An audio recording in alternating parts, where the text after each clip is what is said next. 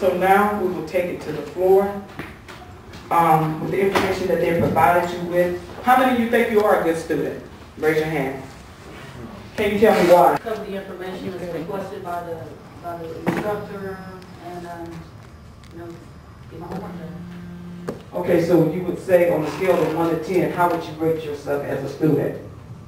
I'd say about an 8. Why an 8?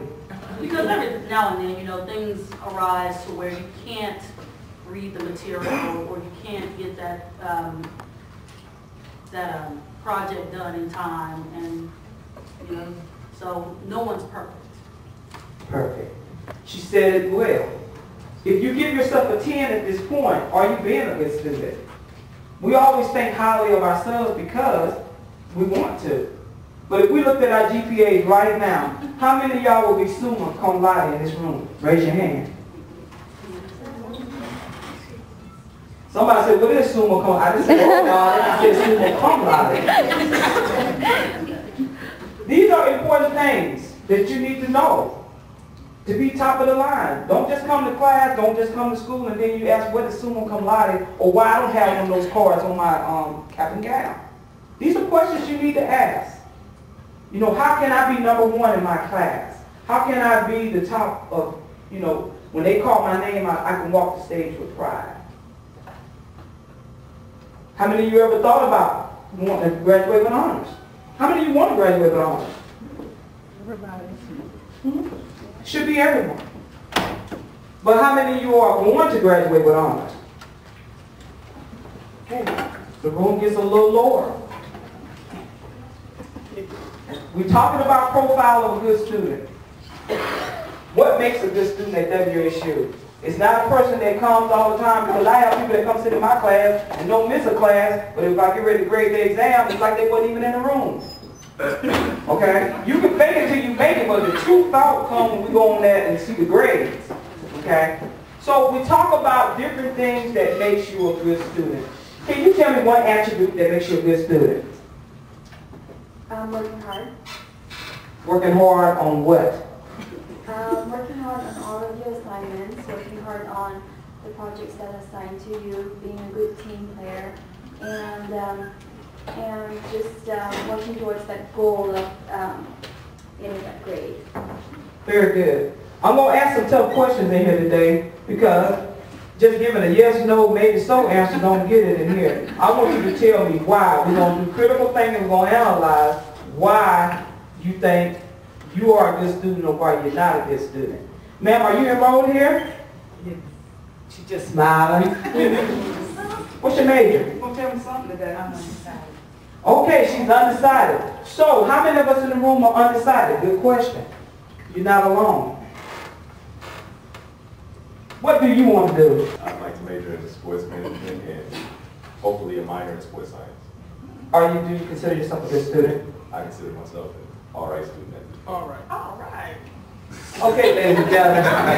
On the count of 3, we're going to all say all right. 1, 2, 3. All right. See how common that is? Everybody can say that.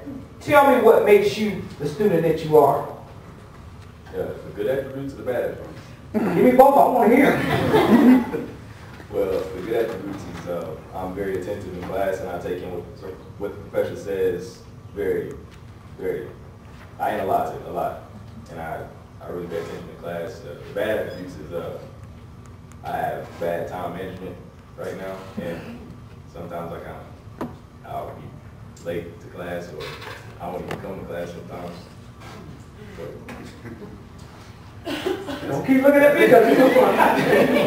I was going to say Professor Okafor and Professor Lewis-Moss, get a mic, and feel free to ask questions. Time management, can someone answer time management question? Have you looked at modeling your behavior after other people who are successful, like the people that get A's or have figured out their time management? Should you maybe partner with them? Yes, ma'am. I'm actually trying to do one of the people in Dr. Shay's class that I was like with, and I'm working with her to see what she does because she has like straight A's. I think she's also the teacher's aide, so I've been working with her, and she's in my work groups also. So Okay. I talk to her a lot. So that's also another strategy. If you're kind of struggling, not knowing how to really be a good student, it's always good to see what the people who are successful doing. Don't get with the people who's getting F's. You know how to do that. I noticed that some students raised their hands and said that they were undecided. Why are you undecided? You are undecided because you haven't made up your mind, where to focus on. It's very important, and that's why I say know your instructors, know your supervisors, because you have to discuss with them, and the discussion will help you contribute to your finding the path that you want to take and help you to decide, because once you decide, it makes it easier for you to graduate, because remember, I said that the university will appreciate it if you focus on what you have come here to do, so that you can graduate in time and go back and begin to contribute to yourself, your family, and to the society. So having said that, let me also, someone wants to say something, yes. It's funny, we were talking about discrimination and as far as racial profiling based on your skin color. But the thing is that I don't think I'm misinterpreting this. I could be wrong, but I think it's very likely. I am the only domestic black woman from here who is studying electrical engineering. And it's funny because in my classes, there are practically only 2 girls at most, and I'm one of them. 2 or 3 girls at most of the time, if any. And I get discriminated, not just from the teachers, but from the students too, because the boys come to me and they make it seem like you don't have any right to study engineering because you're a girl, and because there are a lot of foreign exchange students who are studying engineering. And when they look at me, they're like giving me a hard time and huffing in my face because they just, they feel intimidated by the fact that I am learning to be an engineer. I'm here and I paid my money and I deserve to learn. And I've been mistreated many a times. I've had to call chairs and deans. We talk about discrimination. It isn't just because of my skin color. As a matter of fact, I think it's less of that. It's the fact that I'm a woman and I'm studying engineering, and I'm an intimidation to a lot of people. And I am singled out, and I have to basically encourage my own self, pat myself on the back when I do well, because I used to go to Wichita State University and they treated me bad because I was learning electronics, not nursing. And they said, you should be over there learning nursing. And I was just like, no, I'm learning about electronics. And they would give me a hard time for that because the men felt intimidated.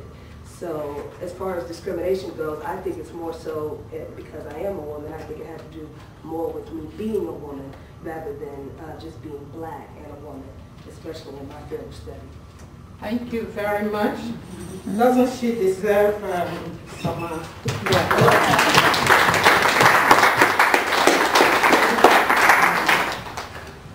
Actually, she has preempted my next question. Does anyone feel that she has been racially profiled or profiled in some form